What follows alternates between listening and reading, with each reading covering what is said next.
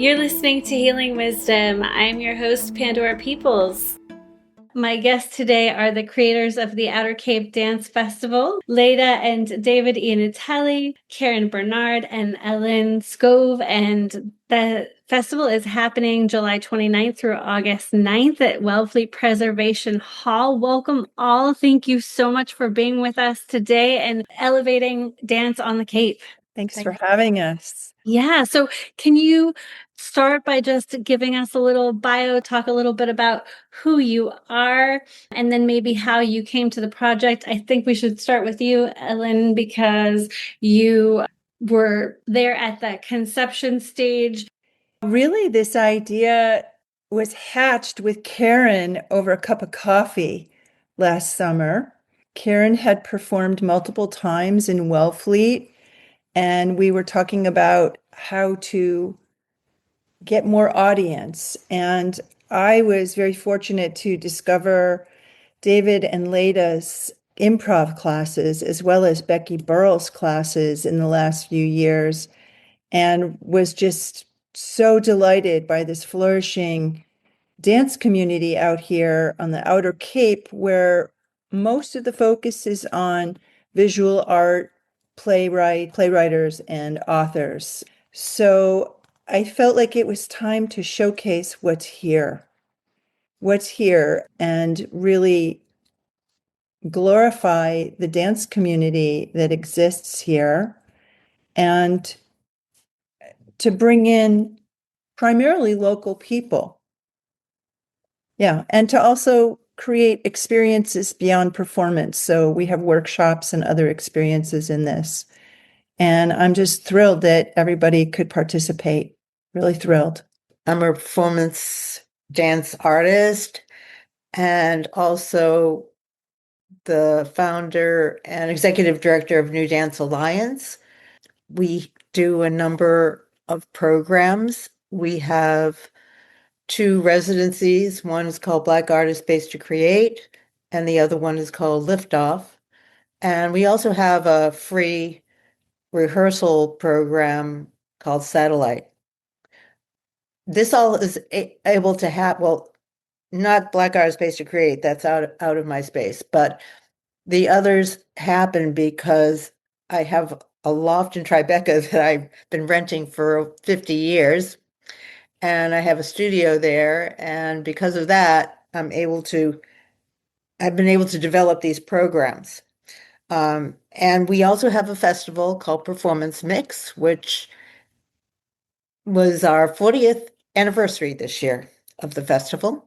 And that right now it's taking place at Abrams Art Center, but we've been nomadic, and lucky to be able to be in certain spaces for a longer time. So I live in Tribeca now with my husband. I raised 3 children there, actually, but I've been living there now that my husband's retired from like October through June. And then in the summer, we live in Dennisport because my husband's whole family from way back to the Mayflower or whatever came over here, and he grew up in Dennisport, and we are fortunate to have inherited his mother's house. So we are here from mid-June through September usually. Yes, the warm months. Yes. Leda and David, would you like to share a little bit about who you are and how you came to the project? Sure. So Leda's from Brazil. I was raised in West Bridgewater, southeastern Massachusetts. And then I spent 20 years in Brazil with her. And then in 2015, we came up to the Cape, and Naomi Turner had this wonderful place that we've since bought from her and developed in a barn here in Brewster, what we call the Movimento Project. We tried to do a group, and the attendance was very flexible. It would change. I think it's gradually growing, which is a good thing, but it shifts side to side quite a bit. So we called it a project because it's more of that, more than a group or a company. It's an attempt, like a multi-directional attempt to foster dance, to get dance artists together, working together, and supporting one another, complementing one another, et cetera, et cetera. And so we're moving every year. We do a string of we do a concert that we present in a string of venues, mostly cultural centers, Press Hall, Thatcher Hall, Cape Cod Theatre Company. We've worked everywhere from Provincetown to Sandwich. We've found gigs this year. We might be doing something in Falmouth. There's a conversation there. So we put together a show. We work with anybody who's interested and has the time and energy to commit to building a show. And we give workshops throughout, usually throughout the three warmer seasons, spring, summer, and fall, because we're kind of away during the winter. We have grandkids in New Zealand. Yeah. And And the workshops, they are very different in a way, different from those classes and courses that are offered in studios, because we focus on, as Becky said, improvisation, meaning personal movement, as well as dance making. So the idea of authorship is also very important, and finding one's own dance. So that has been like bifold, the idea of the concert every year and the workshops as a way of keeping dance or dynamizing dance in the Cape more, especially contemporary dance. That and authorship. That's something that we really would like to have more choreographers, more people working on dance making and creating dances in the Cape for the Cape audience as well.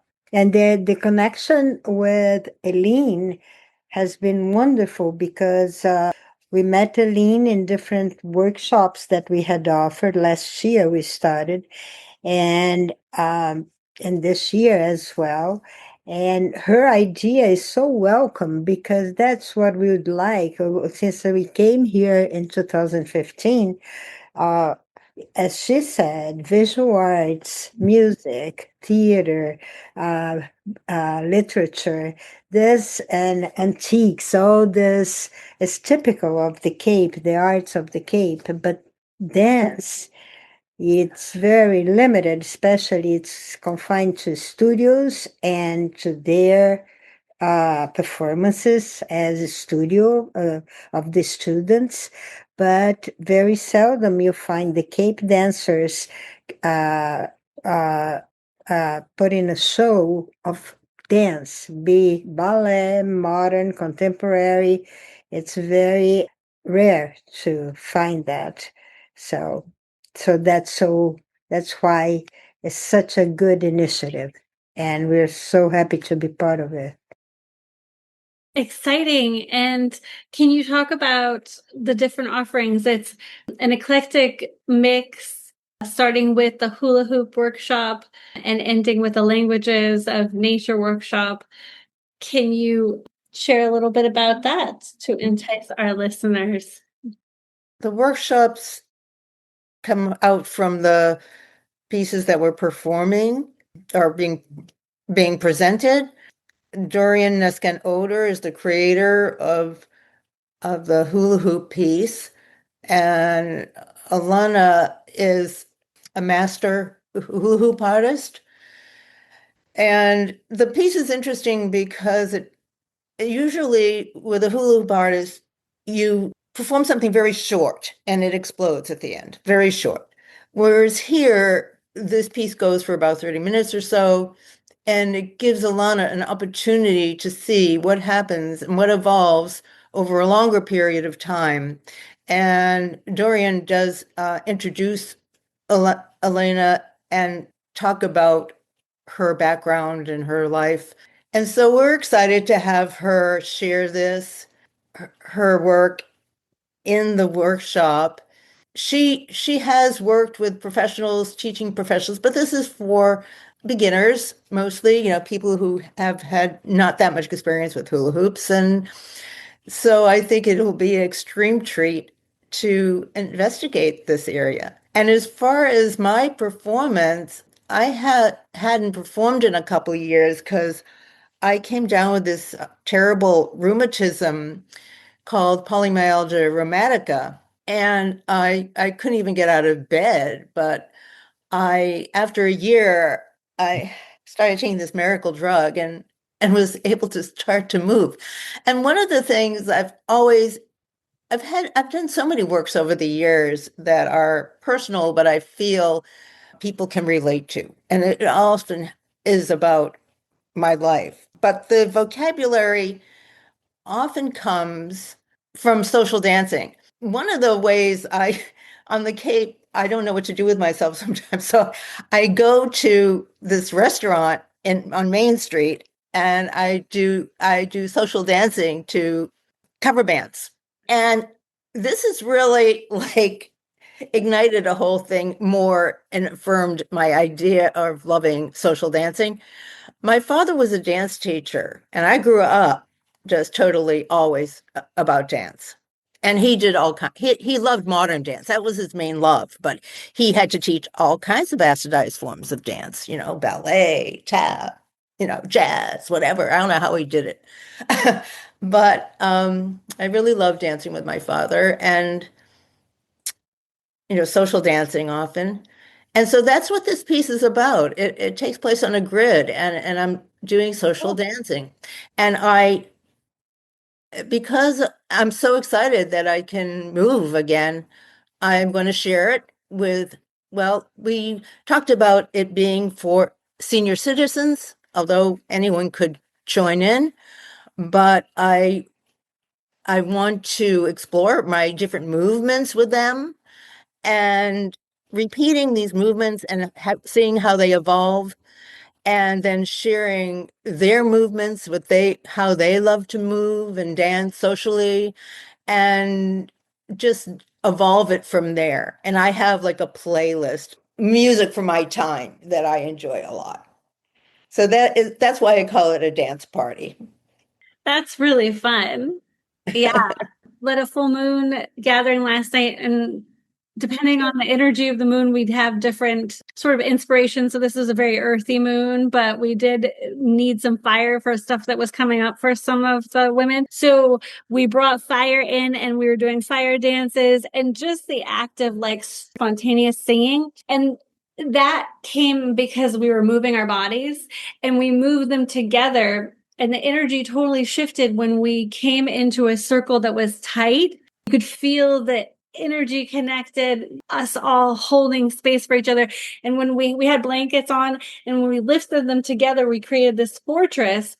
The energy was so palpable and so intense. And then we felt safe. And so then we started toning and singing together, like almost like it became a more melodic, like, well, I don't want to say more like kind of whale-like, but maybe higher tones. But we were kind of just improvising the whole thing for a long time. And it was so natural. And that's the thing about breaking that brain barrier that people have that keeps us from our natural self-expression, our natural way of relating to each other. The rigid patterns that we have almost create like a sensory deprivation. Like we're all stuck in these little boxes instead of being able to reach each other. So as you know, as dancers, but a lot of folks never express themselves fully or feel their whole range of being and emotions and how you can move them and how you can shape shift and change everything spontaneously and within seconds, right? Like just whew, okay. And that kind of play people need spaces and need to be reminded that they have these bodies that we move in all kinds of ways.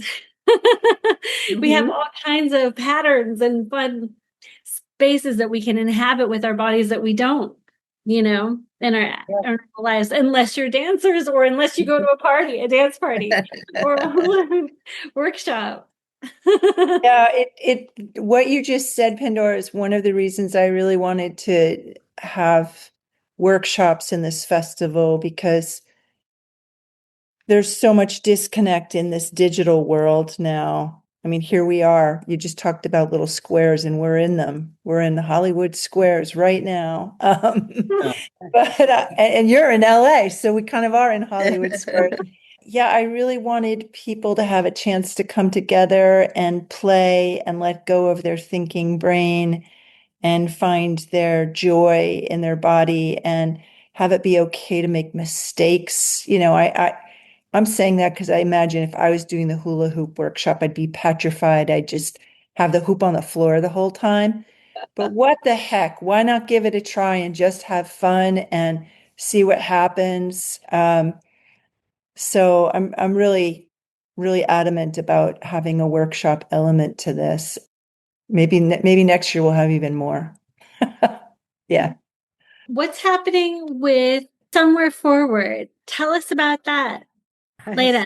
You're talking about the boxes. I'll enter that too, because that's one thing that we have always enjoyed since we arrived here. Our first year, we did that too, is to get away from the formality of one space, one theater.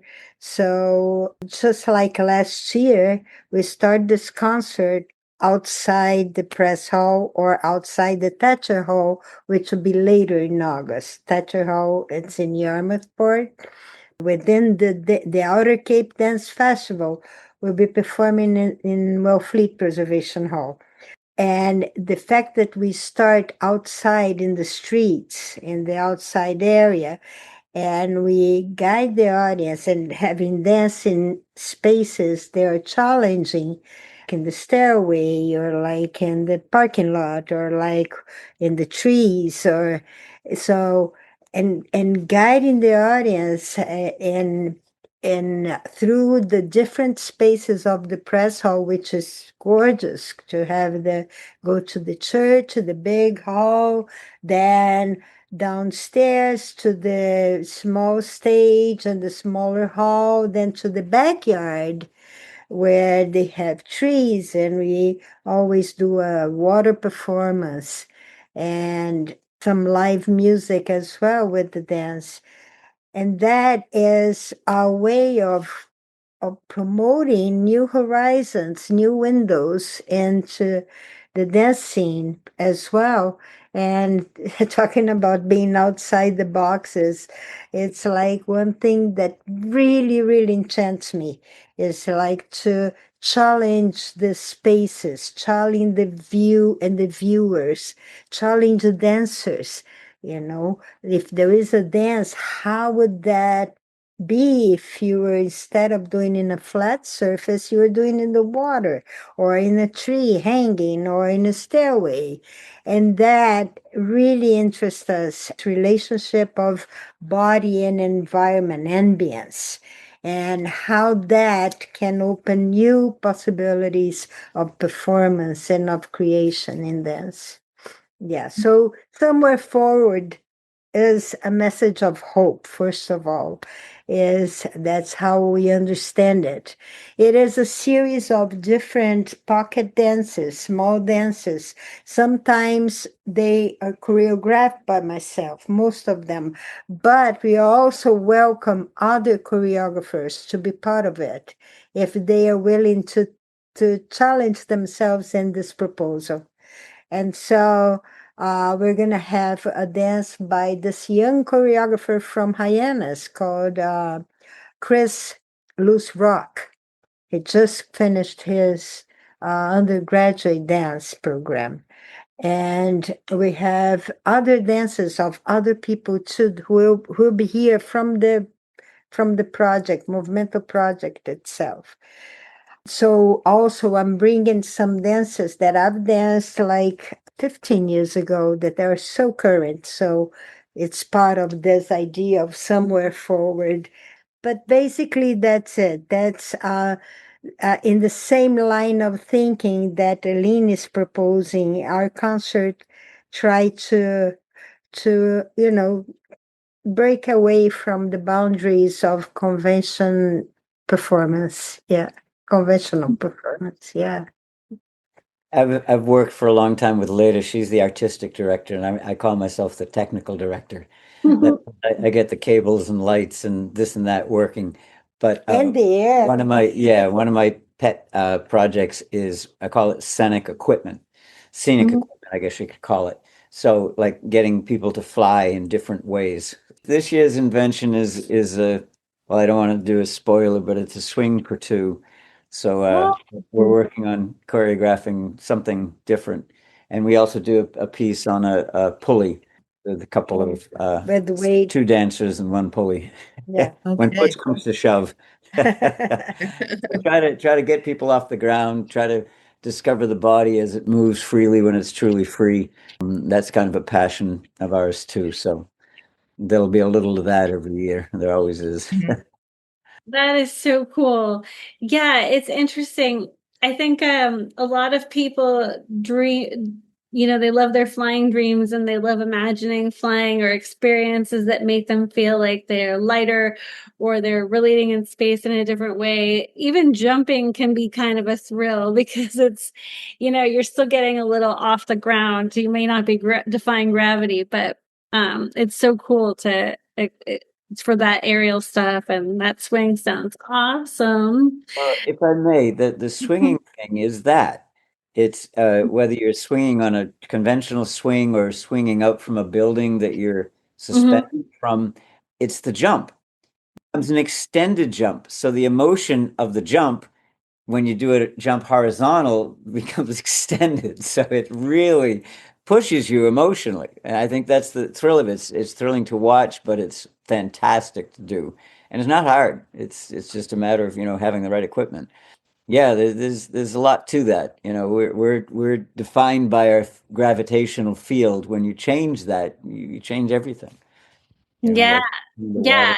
diving, all this stuff. Yeah. By watching that, we're empathetic creatures, and so we can feel that same excitement. Yeah. As if we too are flying. I had also wanted to mention briefly that you were teachers in History Comes Alive Through the Arts that went into a couple of schools on the Cape, and you were creating dances with the kids and learning about their cultural dances. And so I wanted to thank you, on the air and say thank you so much for participating in that. I think it's important. And you're also doing other work with kids and dance. I would love for you to speak to that, to bringing dance to young people.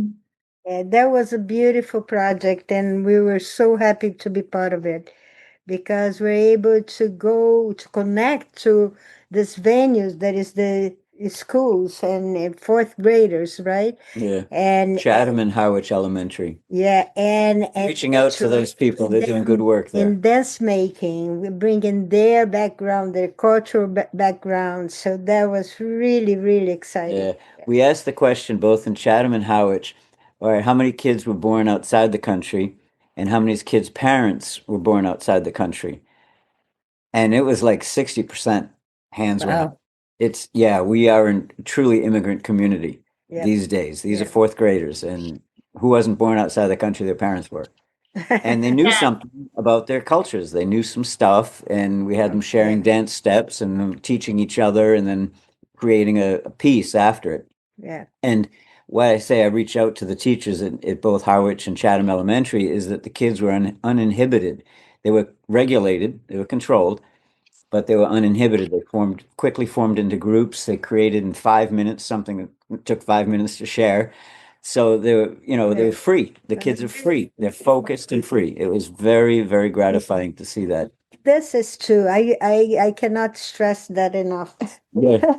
Yeah. The fact to being together in this Outer Yeah. Cape Dance Festival, to really having the locals, the people who live here or who comes here, like Sarah, and creating this possibility of 10 days, I think, right, Aline?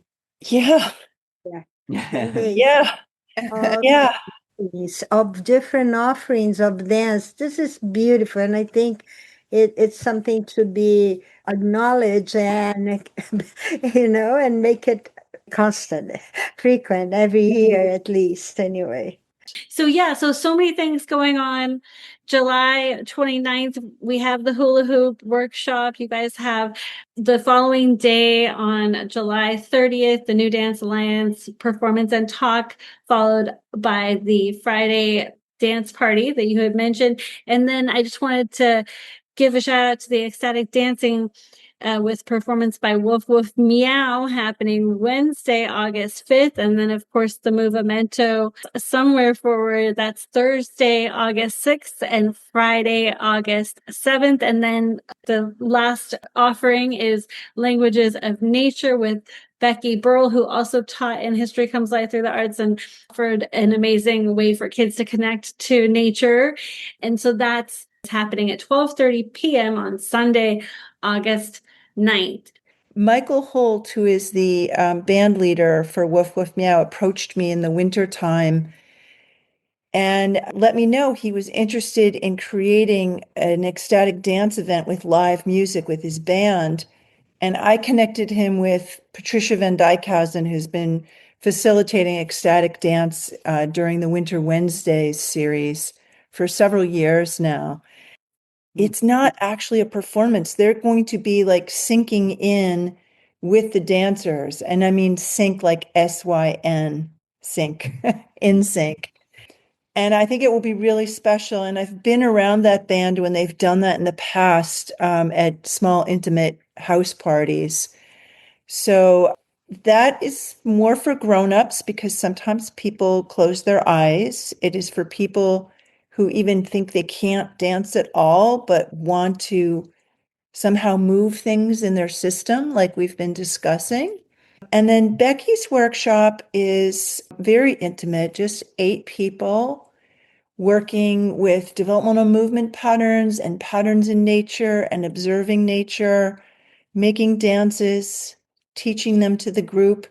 And then hopefully, weather permitting, we're going to be able to do them outside, site-specific, on the island across from Uncle Tim's Bridge with live music. And so there are a few more spaces so folks can sign up. There are, and yes, everyone can sign up on the Wellfleet Preservation Hall website. It's all listed on the calendar by event. So you should look at the festival poster and then see the events that you want. And they're sort of in workshops, classes, and performances, and tickets can be bought through their website. Okay. And I'm so excited. I'm going to be going to everything. Thank you so much, David and Leda, Ian Atelli, Karen Bernard, and Ellen Scope. Thank you so much for being with us today. It's been a pleasure, and I'm thrilled, and we're all very excited for this offering. And it's high time that the energy of dance is blossoming in full form on the Outer Cave. Woohoo! Right on. You've been listening to Healing Wisdom. All of our shows are podcast on Apple, Spotify, and wherever you get your podcasts.